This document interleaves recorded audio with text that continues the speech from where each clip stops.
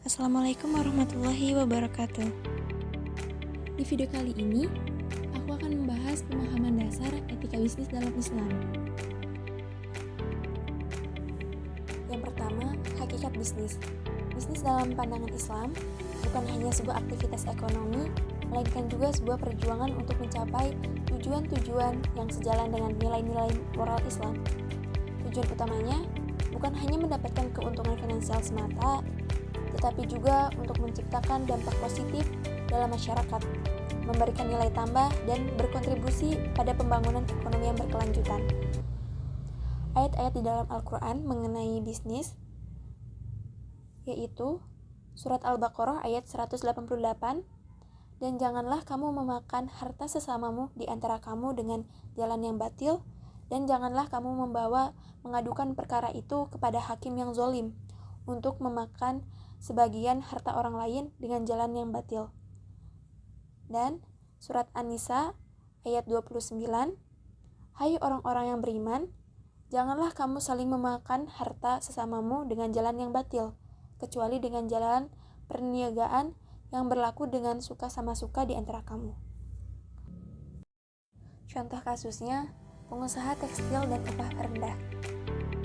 Seorang pengusaha tekstil memanfaatkan situasi sulit para pekerja lokal di sebuah desa dengan menawarkan upah yang sangat rendah untuk membuat produk tekstil. Meskipun sadar bahwa para pekerja tidak memiliki banyak pilihan, pengusaha ini tidak memberikan kompensasi yang adil sesuai dengan nilai sebenarnya dari kerja yang telah mereka lakukan. Hal ini melanggar prinsip keadilan dengan bisnis Islam, di mana semua pihak yang terlibat dalam transaksi seharusnya mendapat keuntungan yang adil. Dampak buruk pada pekerja, tindakan pengusaha ini tidak hanya merugikan para pekerja secara finansial, tapi juga merusak kesejahteraan mereka. Perlakuan ini bertentangan dengan ajaran Islam yang mendorong memberikan kompensasi yang adil kepada pekerja dan memperlakukan mereka dengan layak. Kasus ini menunjukkan pentingnya memastikan bahwa setiap transaksi bisnis harus mematuhi prinsip-prinsip etis dan keadilan yang diajarkan dalam agama. Contoh kasus lain, seperti pada kasus Cambridge Analytica dan penggunaan data Facebook. Pada tahun 2018, laporan menyebutkan bahwa Cambridge Analytica, sebuah perusahaan analisis data politik, memperoleh informasi pribadi dari jutaan pengguna Facebook secara tidak sah. Mereka menggunakan aplikasi yang memanfaatkan celah keamanan di platform Facebook untuk mengumpulkan data pengguna tanpa izin. Data tersebut digunakan untuk membuat profil psikologis yang mendetail dan mengarahkan kampanye politik dengan cara mengaruhi perilaku pemilih. Khususnya, perusahaan ini dituduh terlibat dalam memengaruhi pemilihan Presiden Amerika Serikat pada tahun 2016. Praktik ini memunculkan pertanyaan tentang etika penggunaan data, privasi online, serta kewajiban perusahaan teknologi untuk melindungi informasi pribadi pengguna dan menggunakan data tersebut secara etis. Dan ada juga kasus skandal Sweatshop Nike. Pada tahun 1990-an, Nike mendapat sorotan karena menggunakan pabrik di negara-negara berkembang dengan kondisi kerja yang buruk. Pekerja di pabrik-pabrik tersebut seringkali bekerja dalam lingkungan yang tidak aman dengan jam kerja yang sangat panjang, upah yang rendah, dan tidak mencukupi kebutuhan hidup yang layak. Kondisi kerja ini sering disebut sebagai sweatshop. Skandal ini mengunggah perhatian global terhadap praktik buruk dalam rantai pasokan industri fashion dan memicu gerakan untuk memperjuangkan kondisi kerja yang layak bagi pekerja di seluruh dunia. Nike dan perusahaan lainnya menjadi sorotan publik, memaksa mereka untuk lebih memperhatikan hak-hak pekerja, kesejahteraan, dan kondisi kerja yang manusiawi dalam rantai pasokan mereka. Kedua, hakikat etika bisnis. Etika bisnis merangkum nilai dan prinsip yang membimbing perilaku bisnis dengan korelasi positif antara etika dan bisnis, memperkuat fondasi keberlanjutan bisnis, dan membangun kepercayaan pelanggan.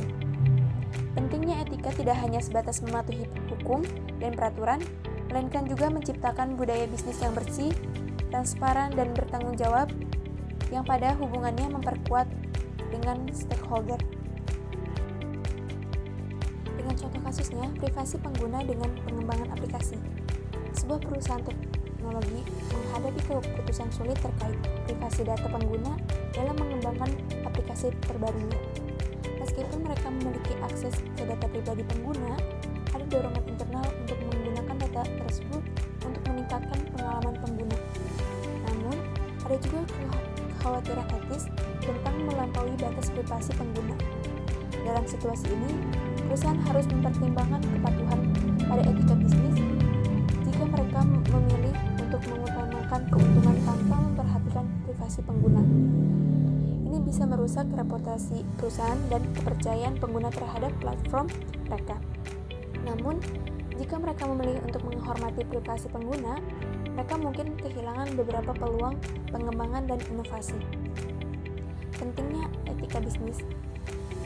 Mempertahankan reputasi baik perusahaan, mematuhi regulasi privasi yang berlaku, dan membangun hubungan keberlanjutan dengan pengguna sebagai stakeholder utama. Pilihan yang diambil akan mencerminkan sikap perusahaan terhadap nilai-nilai etika dalam menjalankan bisnisnya, dan pada akhirnya akan berdampak pada pandangan publik dan keberlanjutan jangka panjang perusahaan dalam pasar yang semakin sensitif terhadap privasi dan etika. Contoh lainnya, dalam konteks etika bisnis adalah praktik upah yang adil dan kondisi kerja yang layak di rantai pasokan global. Seperti ketika sebuah perusahaan fashion global mempekerjakan pekerja di negara-negara berkembang dengan upah yang sangat rendah dan lingkungan kerja yang tidak aman atau tidak sesuai dengan standar internasional. Hal ini menimbulkan pertanyaan tentang tanggung jawab perusahaan terhadap hak-hak pekerja, keadilan sosial, dan kontribusi terhadap kesejahteraan masyarakat di negara-negara tersebut. Praktik seperti ini sering sekali memunculkan perdebatan tentang tanggung jawab sosial perusahaan, corporate social responsibility, CSR, dan perlindungan hak asasi manusia dalam konteks globalisasi ekonomi. Perusahaan-perusahaan memiliki tanggung jawab etis untuk memastikan bahwa seluruh rantai pasokannya mematuhi standar-standar moral yang berlaku dan memberikan kontribusi positif terhadap kehidupan dan kondisi sosial masyarakat di mana mereka beroperasi. Ketiga, prinsip etika bisnis konvensional. Ini mencakup prinsip-prinsip seperti keadilan distributif, mutualisme, universalisme, hak dan relativisme. Keadilan distributif menekankan pada pembagian hasil yang adil, sementara mutualisme mempertimbangkan manfaat terbesar. Universalisme mengajarkan prinsip moral yang bersifat universal.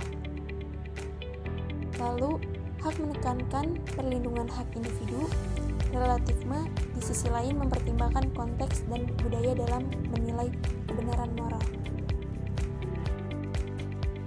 Dengan contoh kasus lainnya, kebijakan gaji dan tunjangan karyawan. Dalam sebuah perusahaan teknologi, keputusan terkait kebijakan gaji dan tunjangan karyawan memunculkan pertimbangan etika yang beragam. Pendekatan keadilan distributif menjadi poin fokusnya, di mana perusahaan berusaha memastikan distribusi gaji dan tunjangan yang adil sesuai dengan kontribusi setiap karyawannya. Mereka mempertimbangkan kenaikan gaji dengan proporsional berdasarkan tanggung jawab dan kinerja individu untuk menegakkan keadilan distributif dalam lingkungan kerja. Namun, pendekatan utilitarisme juga memainkan peran dengan mendorong keputusan yang memberikan manfaat terbesar bagi sebagian besar karyawan. Bahkan, jika hal itu menyebabkan sedikit ketidakadilan bagi sebagian kecil lainnya. Pendekatan etika dalam keputusan gaji. Di sisi lain, prinsip universalisme juga memengaruhi proses pengambilan keputusan. Perusahaan ingin memastikan kebijakan gaji dan tunjangan mereka tidak hanya adil secara internal bagi karyawan, tetapi juga sejalan dengan prinsip-prinsip moral yang diakui secara universal. Sementara itu, pendekatan berbasis hak menekankan perlindungan terhadap hak-hak individu dalam menentukan kompensasi mereka. Namun, relativisme dapat menunjukkan bahwa nilai-nilai etika mungkin bervariasi, tergantung pada konteks spesifik perusahaan, dan keputusan tentang gaji dan tunjangan dapat beradaptasi sesuai dengan situasi khusus yang dihadapi oleh perusahaan tersebut. Contoh kasus prinsip etika bisnis konvensional yang melibatkan perusahaan besar, seperti Starbucks dan program tanggung jawab sosial perusahaan (CSR). Starbucks adalah salah satu perusahaan yang sering dianggap sebagai teladan dalam menerapkan prinsip etika bisnis. Mereka memiliki berbagai program CSR yang fokus pada tanggung jawab sosial, seperti mendukung petani kopi untuk meningkatkan kesejahteraan mereka, memperhatikan aspek lingkungan dengan mengurangi jejak karbon, dan memberikan akses terhadap pendidikan bagi karyawan mereka. Prinsip-prinsip ini diimplementasikan dalam operasional mereka, termasuk pembelian kopi yang berkelanjutan dan memberikan layanan kesehatan kepada karyawan mereka, menunjukkan komitmen Starbucks terhadap etika bisnis yang berkelanjutan. Yang kedua, contoh kasusnya yaitu Patagonia dan pendekatan lingkungan berkelanjutan. Patagonia terkenal karena pendekatan bisnis yang ramah lingkungan.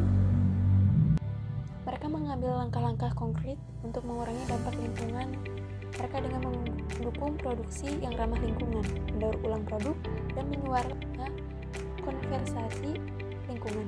Selain itu, Patagonia juga secara terbuka menantang praktik konvensional industri fashion yang berdampak buruk pada lingkungan, menunjukkan komitmen mereka terhadap prinsip etika bisnis yang bertanggung jawab terhadap lingkungan. Kedua perusahaan ini menunjukkan bagaimana prinsip etika bisnis seperti tanggung jawab sosial perusahaan dan keberlanjutan lingkungan menjadi bagian integral dari model bisnis mereka, membuktikan bahwa perusahaan besar pun dapat mengintegrasikan prinsip-prinsip etika dalam operasional mereka.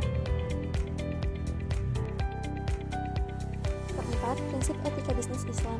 Ini mencakup tauhid, mengakui keesaan Tuhan dalam segala aspek kehidupan termasuk bisnis. Keadilan menjadi pijakan utama, memastikan perlakuan adil terhadap semua pihak. Free will menegaskan kebebasan individu untuk membuat keputusan bijaksana. Tanggung jawab dan kebaikan menjadi panduan dalam bertindak, sementara pertimbangan antara halal dan haram dalam penghasilan menjadi bagian integral dari setiap keputusan bisnis. Dengan contoh kasus, peluncuran produk farmasi berdasarkan prinsip-prinsip etis.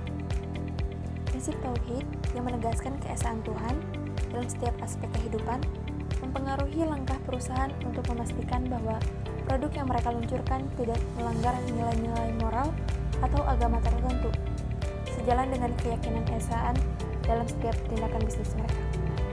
Mereka melakukan serangkaian uji klinis dan penelitian etis untuk memastikan keamanan dan keefektifan produk dalam menyembuhkan penyakit tanpa menimbulkan dampak yang bertentangan dengan prinsip tauhid. Sementara itu, prinsip keadilan menjadi landasan bagi perusahaan ini dalam menentukan harga produk. Mereka berkomitmen untuk memberikan akses yang adil terhadap pengobatan bagi berbagai lapisan masyarakat dengan menjaga harga yang wajar.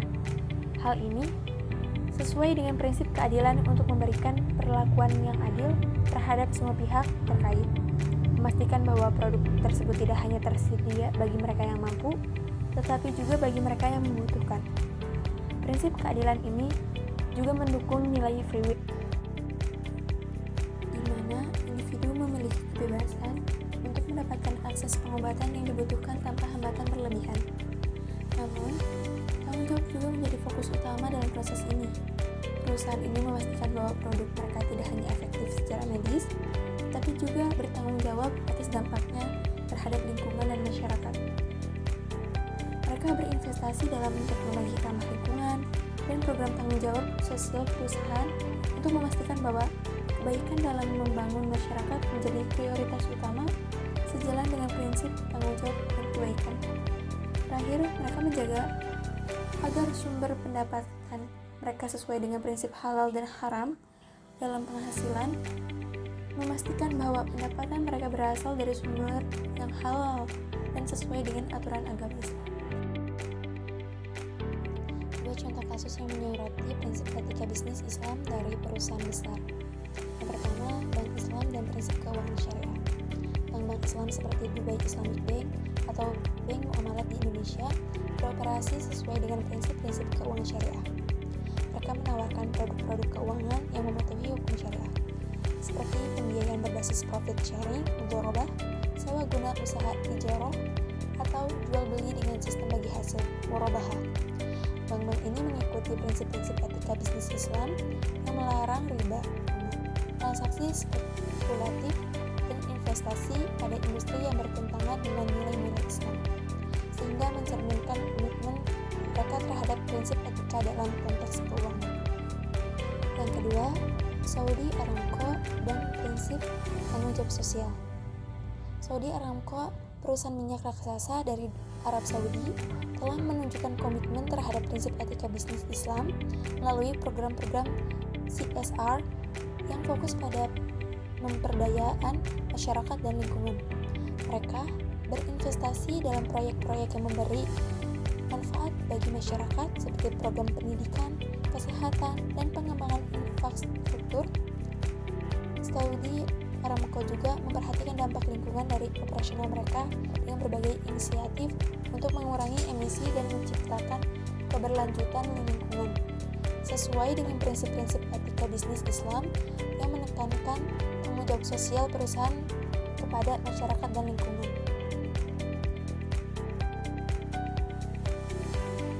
Selanjutnya, yang kelima, etika Islam dalam produksi, konsumsi, dan distribusi. Etika Islam menciptakan landasan moral yang menyeluruh untuk produksi, konsumsi, dan distribusi. Produksi yang beretika mengandung nilai keberlanjutan, konsumsi yang bijak mengajarkan tanggung jawab terhadap sumber daya, dan distribusi yang adil dalam membagi kekayaan ekonomi. Di dalam Al-Quran, Surat Al-A'raf ayat 31, "Wahai anak Adam, pakailah pakaianmu yang indah di setiap memasuki masjid. Makan dan minumlah, dan janganlah berlebih-lebihan. Sesungguhnya Allah tidak menyukai orang-orang yang berlebih-lebihan." Dengan contoh kasusnya, produksi berkelanjutan. Sebuah perusahaan manufaktur garmen berbasis di negara berkembang memprioritaskan prinsip etika bisnis Islam dalam seluruh rantai produksi mereka. Dalam aspek produksi, mereka berkomitmen untuk menggunakan sumber daya yang adil dan berkelanjutan. Perusahaan ini memperhatikan hak-hak pekerja dengan memberikan upah yang layak dan kondisi kerja yang aman. Mereka juga berinvestasi dalam teknologi ramah lingkungan untuk mengurangi jejak karbon dan meminimalkan limbah industri. Menunjukkan komitmen terhadap sumber daya yang berkelanjutan. Konsumsi bertanggung jawab. Di sisi konsumsi, perusahaan ini mendukung penggunaan yang bijak dan bertanggung jawab terhadap lingkungan. Mereka memproduksi garmen yang tahan lama dan mudah didaur ulang, seperti mendorongnya konsumen untuk membeli produk dengan mempertimbangkan keberlanjutan. Selain itu, perusahaan aktif dalam mengkampanyekan edukasi kepada konsumen tentang cara menggunakan produk dengan bijak, mengurangi pemborosan, dan mendukung praktik konsumsi yang ramah lingkungan.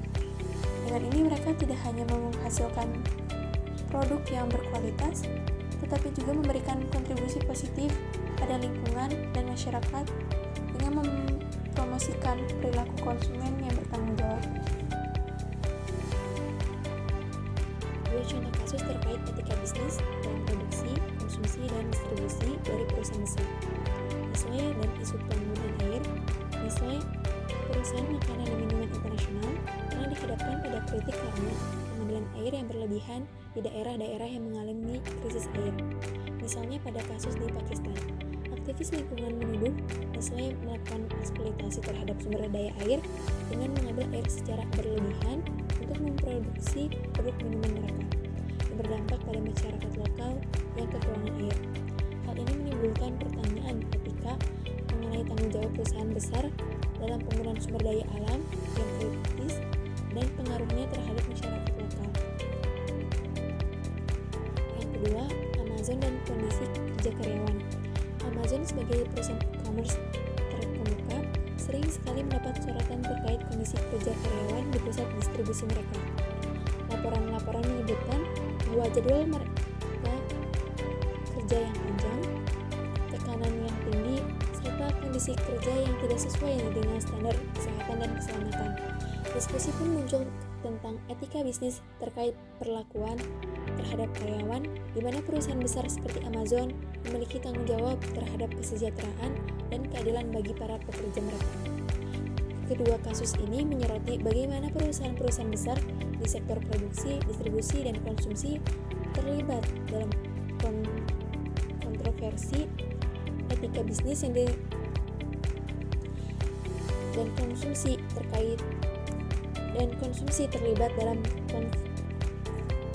konsumsi terlibat dalam kontroversi etika bisnis yang berkaitan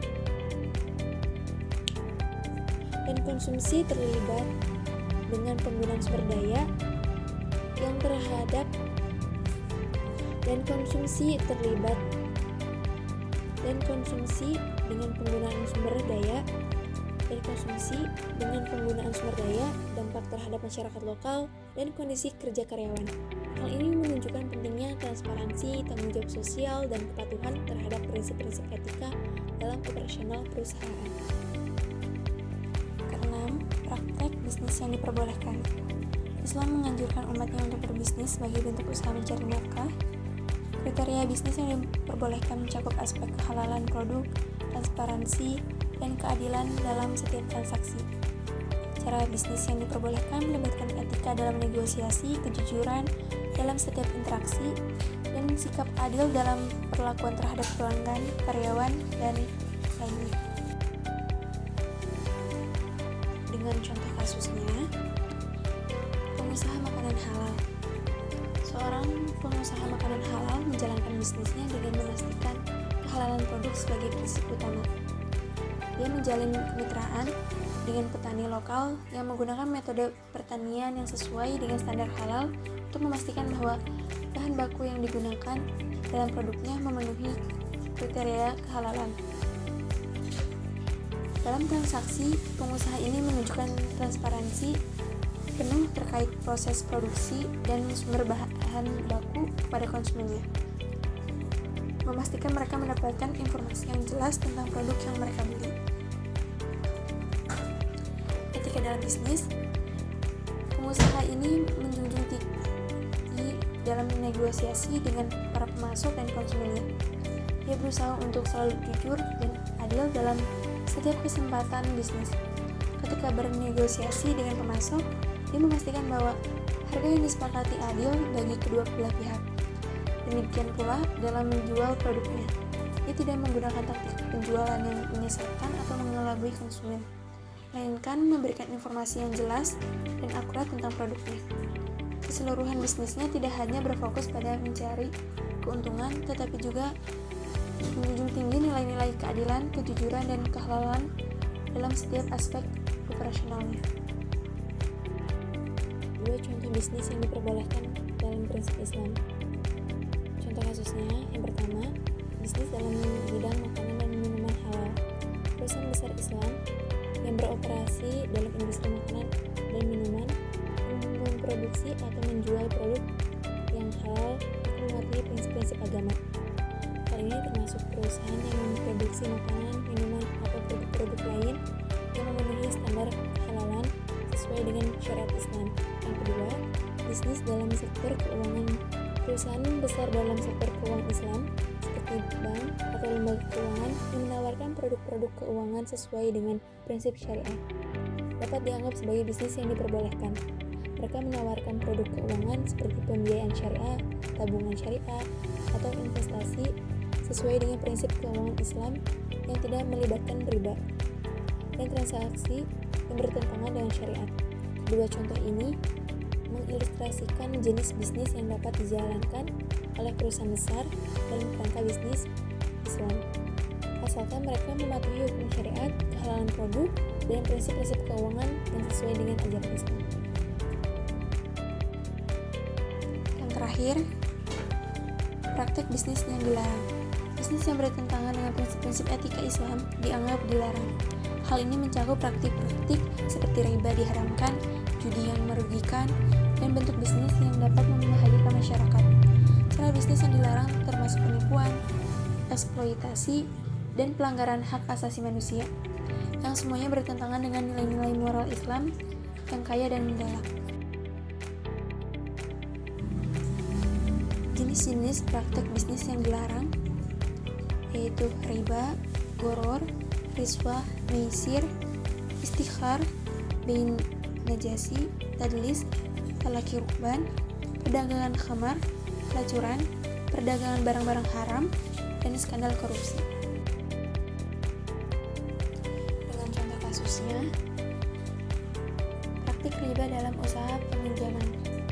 Seorang individu membuka sebuah usaha peminjaman uang dengan bunga yang sangat tinggi, menjadikan riba sebagai basis dari model bisnisnya. Meskipun menawarkan pinjaman yang mudah dan cepat kepada masyarakat yang membutuhkan, tingkat bunga yang dikenakan jauh melampaui batas yang diizinkan dalam prinsip riba yang dilarang dalam Islam. Usaha ini melanggar prinsip etika Islam yang melarang praktik riba yang merugikan peminjam dengan beban bunga yang tidak proporsional. Eksploitasi dan pelanggaran hak. Bisnis ini juga melibatkan eksploitasi terhadap mereka yang membutuhkan, karena meskipun memberikan pinjaman yang cepat, tingkat bunga yang tinggi dapat mengakibatkan peminjam jatuh ke dalam lingkaran utang yang sulit untuk mereka bayar. Ini tidak hanya melanggar prinsip-prinsip ekonomi Islam yang menentang riba, tapi juga mencerminkan pelanggaran hak asasi manusia dalam hal perlakuan yang adil dan layak terhadap individu. Keseluruhan bisnis ini bertentangan dengan prinsip-prinsip etika Islam dan menekankan keadilan, kebaikan, dan larangan terhadap praktik yang merugikan masyarakat.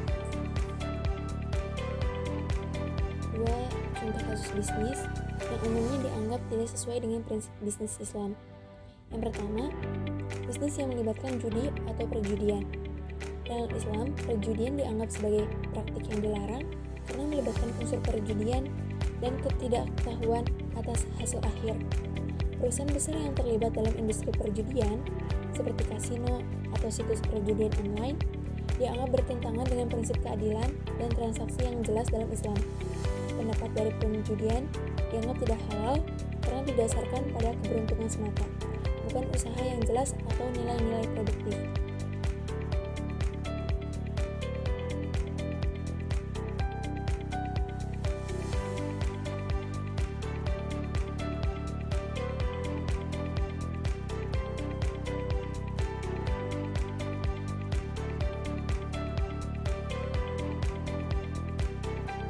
Yang kedua, bisnis yang melibatkan produk haram. Bisnis yang memproduksi atau menjual produk yang dianggap haram dalam Islam, seperti alkohol, daging babi, produk-produk berbasis riba, atau barang-barang yang digunakan untuk tujuan yang dianggap merugikan. Untuk bertentangan dengan nilai-nilai moral Islam, dianggap tidak sesuai dengan prinsip bisnis Islam. Misalnya, perusahaan yang terlibat dalam produksi minuman beralkohol akan yang memproduksi barang-barang yang digunakan untuk kegiatan yang diharamkan, seperti dalam prinsip bisnis Islam, aktivitas yang dianggap melanggar ajaran Islam, baik dalam konteks moral ataupun hukum syariat, umumnya dihindari. Ini termasuk bisnis yang terlibat dalam praktik perjudian, produk haram, atau kegiatan yang bertentangan dengan nilai-nilai Islam. Lalu kesimpulannya, ketika bisnis dalam pandangan Islam melibatkan prinsip-prinsip tauhid, keadilan, dan kebaikan, mengajak pelaku bisnis untuk menjalankan aktivitas bisnis dengan tujuan mencapai keberlanjutan, transparansi, dan kontribusi positif dalam masyarakat. Sambil memenuhi ketentuan halal haram, Islam menganjurkan praktik bisnis yang adil, berkualitas, dan menjauhi bentuk bisnis yang merugikan, seperti riba dan judi, dengan landasan nilai-nilai moral Al-Quran dan hadis. Jadi itu semua pemahaman dasar etika bisnis Islam. Sampai jumpa kembali. Wassalamualaikum.